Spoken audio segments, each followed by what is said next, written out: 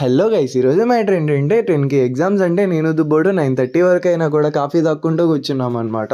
ఇంకా వెంటనే రెడీ అయిపోయి మా వాళ్ళ దగ్గరికి వెళ్ళిపోతే మా వాళ్ళకి అసలు మిడ్ ఎగ్జామ్స్ ఉన్నాయనే గుర్తులేదు. అంత ఫ్రీగా గేమ్స్ ఆడుకుంటున్నారు మా వాళ్ళు అయితే. అందరూ మర్చిపోయాం కాబట్టి ఇంకా చేసేదేం లేక ప్లాన్ బి ఎగ్జిక్యూట్ చేస్తున్నారు మా వాళ్ళు అయితే. ఇలా చాలా కష్టపడి మార్నింగ్ ఎగ్జామ్ అయితే కంప్లీట్ చేసుకున్నాం. అదేంటో కానీ మేమందరం బయటకు వచ్చినా ఇంకా ఇద్దరు ఫ్రెండ్స్ అయితే ఇంకా రాలేదనమాట. అందుకని చెప్పేసి వాళ్ళని కూడా బయటికి పీకేస్తున్నాం మేమైతే. ఇంకా వేణుగాడి విషయానికి వస్తే బ్రేక్ టైంలో గేమ్ ఆడుతూ కనబడతాడు, కానీ వాడిని నమ్ముకొని మనం ఎగ్జామ్ హాల్లోకి పోతే వాడు మాత్రం కంటిన్యూగా రాస్తూనే ఉంటాడు, మనం మాత్రం బుక్ అయిపోతాం. చూసారా సార్ డబుల్ యాక్షన్. నేను సుధీగాడు మాత్రం ఆఫ్టర్నూన్ సెక్షన్ ఎగ్జామ్కి చదువుకోకుండా ఒక అద్భుతాన్ని అయితే కనిపెట్టామన్నమాట. అదేంటంటే స్టెప్స్ దగ్గరికి వెళ్ళాలంటే ఇలా ఎందుకు తిరుక్కొని వెళ్ళాలి, మధ్యలోనే ఏదో ఒకటి కట్టేస్తే బాగుంటుంది కదా అనుకున్నాము.